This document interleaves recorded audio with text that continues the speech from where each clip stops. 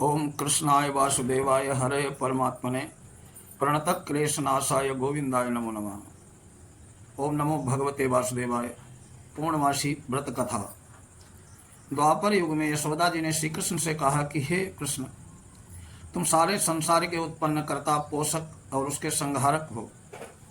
आज कोई ऐसा व्रत मुझसे कहो जिसके करने से मृत्यु लोक में स्त्रियों को विधवा होने का भय न रहे।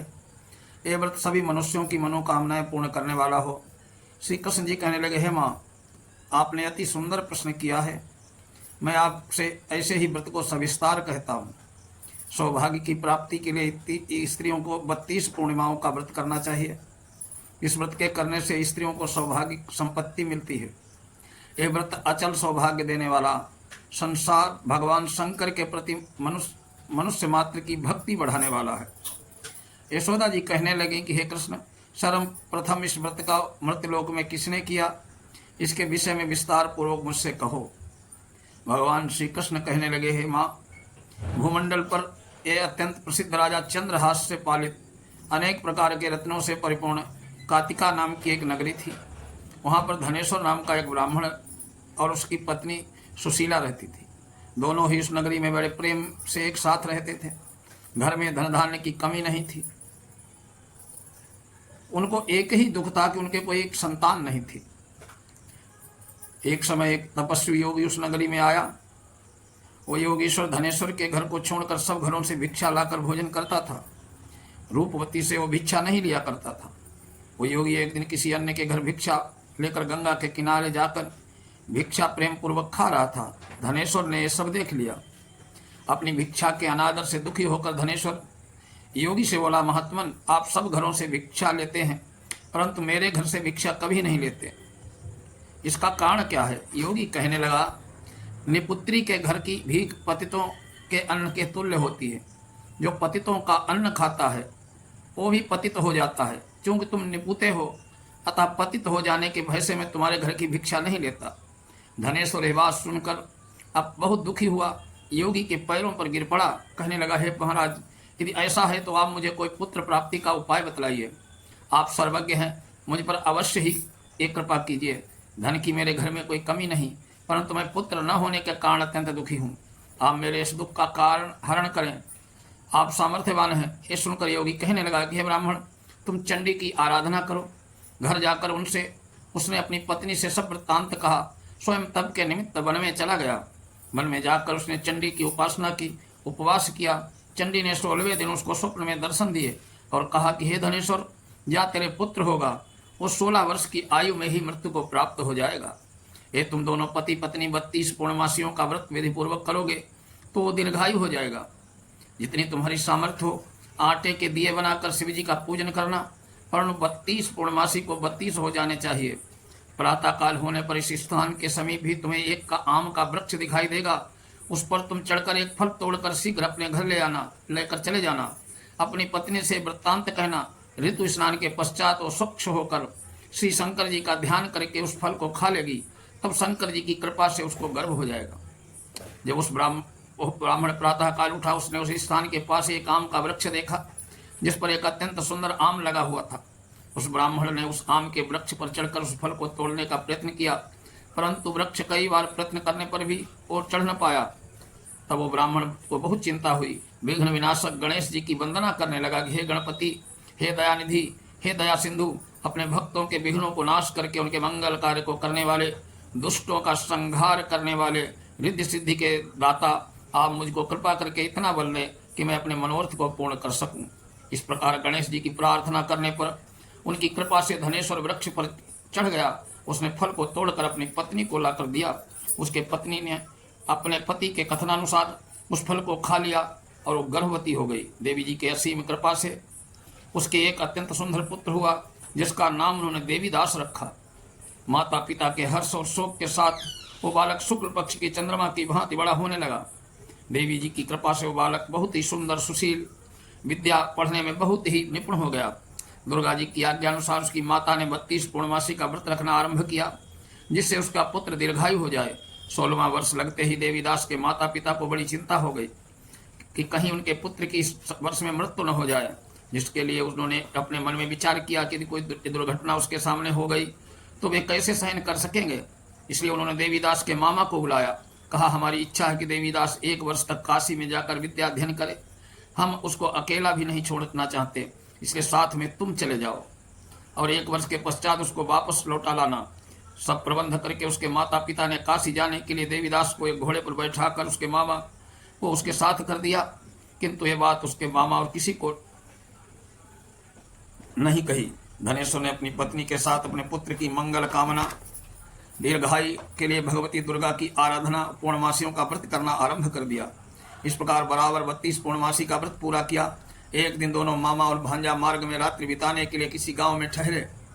उस दिन उस गांव में ब्राह्मण की अत्यंत सुंदर सुशील विदुषी गुणवती कन्या का विवाह होने वाला था। जिस धर्मशाला के अंदर वर और उसकी बारात ठहरी हुई थी, उसी धर्मशाला में देवीदास और उसके मामा भी ठहरे हुए थे। कन्या का तेल आदि चढ़ाकर मंडप आदि का कार्य किया गया तो लगन के समय वर को धनुर्वात हो गया। इसलिए वर के पिता ने अपने कुटुंबियों से परामर्श करके निश्चय किया कि ये देवीदास मेरे पुत्र जैसा ही सुंदर है, मैं उसके साथ ही लग्न करा दूं, बाद में विवाह के अन्य कार्य मेरे लड़के के साथ हो जाएंगे। ऐसा सोचकर देवीदास के मामा से जाकर बोला, तुम थोड़ी देर के लिए अपने भांजे को हमें दे दो, उससे विवाह के लग्न का सब कार्य सुचारू रूप से हो सके। उसका मामा कहने लगा कि जो कुछ भी मधुपर्क आदि कन्यादान के समय वर को मिले वो सब हमें दे दिया जाए, तो मेरा भांजा इस बारात का दूल्हा बन जाएगा। ये बात वर के पिता स्वीकार कर लेने पर उसने अपने भांजा वर बनने को भेज दिया। उसके साथ तो सब विवाह कार्य विधि पूर्वक संपन्न हो गए। पत्नी के साथ वो भोजन न कर सका और अपने मन में सोचने लगा कि न जाने किसकी पत्नी होगी। इसी सोच में उसकी आंखों में आंसू आ गए। तब वधू ने पूछा, क्या बात है, आप इतने दुखी क्यों हो रहे हैं? तब उसने सारी बात जो वर के पिता उसके मामा से हुई थी बता दी। कन्या कहने लगी, वो हे ब्रह्म विवाह के विपरीत कैसे हो सकता है?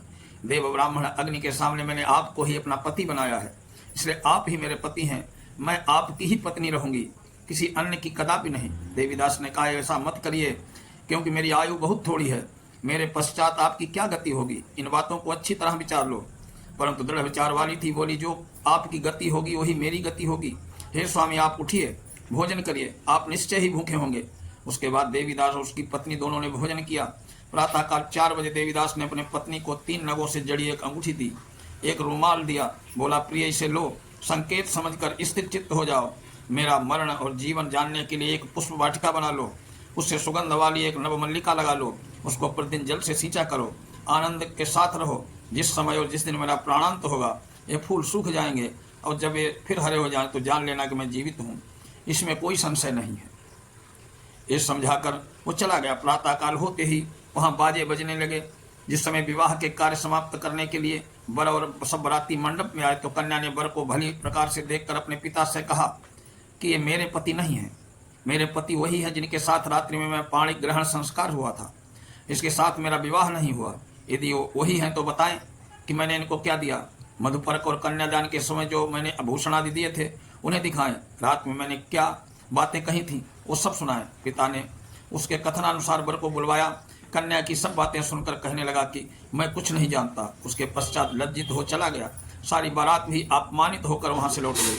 भगवान श्री कृष्ण बोले, हे माँ, जिस प्रकार देवीदास काशी विद्याध्ययन के लिए चला गया, जब कुछ समय बीत गया तो काल से प्रेरित एक सर्प रात्रि के समय उसको डसने के लिए वहां आ गया। इस विषधर के प्रभाव से उसके सैन्य का स्थान चारों ओर से विषैला हो गया, परंतु व्रतराज के प्रभाव से उसको काटने न पाया, क्योंकि पहले ही उसकी माता ने 32 पूर्णमासी का व्रत कर रखा था। इसके बाद मध्याह्न के समय स्वयं काल वहां पर आया, उसके शरीर से उसके प्राणों को निकालने का प्रयत्न करने लगा, जिससे वो मूर्छित होकर पृथ्वी पर गिर पड़ा। भगवान की कृपा से उसी समय पार्वती जी के साथ भगवान शंकर जी वहां आ गए। उसको मूर्छित दशा में देखकर पार्वती ने भगवान शिव जी से प्रार्थना की कि हे प्रभु, इस बालक की माता ने पहले 32 पूर्णमासी का व्रत किया था, जिसके प्रभाव से आप इसको प्राणदान दें। पार्वती जी के कहने पर भगवान शिव जी ने उसको प्राणदान दे दिया। इस व्रत के प्रभाव से ही काल ने देवीदास को छोड़ दिया और स्वस्थ होकर बैठ गया। उधर उसकी पत्नी उसके आने की प्रतीक्षा किया करती थी। जब उसने देखा कि उस पुष्प वाटिका में पत्र पुष्प कुछ भी नहीं रहे तो उसको अत्यंत आश्चर्य हुआ कि जब वो वैसे ही हरी भरी हो गई तो वो जान गई कि जीवित हो गए हैं। फिर देखकर वो बहुत प्रसन्न मन से अपने पिता से कहने लगी, पिता जी, मेरे पति जीवित हैं, अब आपको उनको ढूंढिए। जब 16वां वर्ष व्यतीत हो गया तो देवीदास भी अपने मामा के साथ काशी से चल दिया।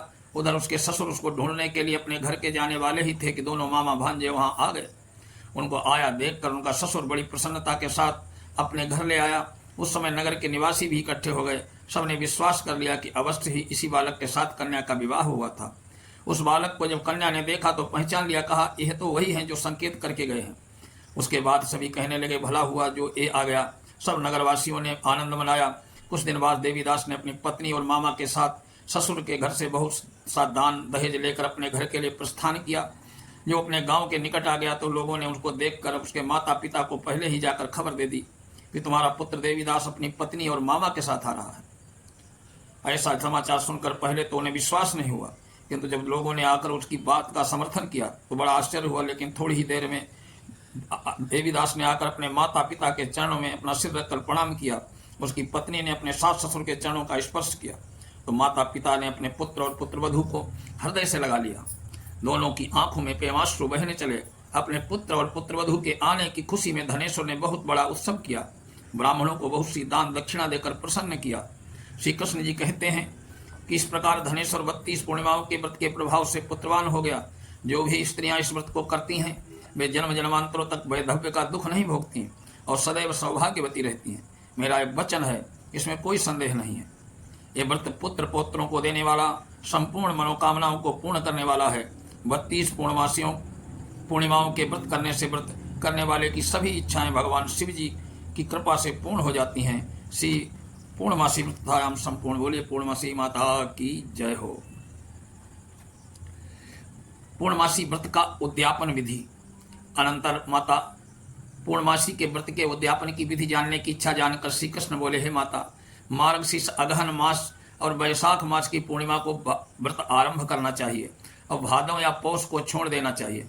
प्रत्येक पूर्णमासी को शिव जी और पार्वती जी की शास्त्रोक्त रीति से 1650 पूजन करना चाहिए। आटे का एक दीपक बनाकर उनमें घी की बत्ती डालकर उसे आगे जलाएं। हर महीने एक एक दीपक बढ़ाते रह जाना चाहिए। जब 32 दीपक पूरे हो जाएं यानी 32 पूर्णमासी हो जाएं तो ज्येष्ठ अथवा किसी भी अन्य पूर्णमासी को उद्यापन करना चाहिए। चतुर्दशी के दिन निराहार रहकर उपवास करें। फिर रात्रि को मंडप बनाकर उसमें बीचों बीच मिट्टी का कलश जल भर कर रखें। फिर उसे बांस के एक पात्र से ढक दें। फिर उसे वस्त्र से आच्छादित कर दें। फिर उस पर यथाशक्ति सोने के या एक उमा और महेश्वर की प्रतिमा स्थापित करें। अनंतर पुस्तक के आरंभ में दी हुई विधि के अनुसार यथावत पूजन करें। धूप दीप नैवेद्य फल फूल अर्पण करें। रात्रि में गाना बजाना कीर्तन नृत्य आदि जागरण करें। प्रातःकाल नित्य कर्म से निवृत्त होकर स्नान करके अग्नि स्थापित करके तिल जौ चावल शर्करा घी और चंदन आदि सुगंधित द्रव्यों से संकल्प लें। ओम नमः शिवाय इस मंत्र से 108 आहुति दें। फिर ओम उमाय नमः इस मंत्र से 108 आहुति दें। इस प्रकार हवन करके 10 दिक्पालों को उमा महेश्वर के निमित्त बलि दें, पूर्णाहुति दें। अनंतर आरती करें। इसके पश्चात यथाशक्ति ब्राह्मणों को उनकी पत्नियों सहित भोजन कराएं। अपने कुटुंबियों सहित प्रसाद ग्रहण करें और प्रार्थना करें, मंत्रहीनम क्रियाहीनम भक्तिहीनम सुरेश्वर यत् पूजितम मया देव परिपूर्णम तदस्तु में। अनंतर उपलिखित श्लोक का पाठ करें और कहें कि हे देव, मैंने जो मंत्रहीन क्रियाहीन भक्तिहीन पूजन किया है सब आपकी कृपा से पूर्ण हो। देवाधिदेव आपको नमस्कार है, ऐसा कहते हुए विसर्जन करें। आचार्य को दक्षिणा दें। दूध देने वाली गाय बछड़े से युक्त गोदान दें। श्री कृष्ण भगवान ने कहा, इस प्रकार करने वाली स्त्रियां जन्म जन्मांतर तक विधवा नहीं होती। इस लोक में उत्तमोत्तम भोगों को भोग कर अंत में स्वर्ग को प्राप्त होती हैं। बोलिए पूर्णिमा माता की जय।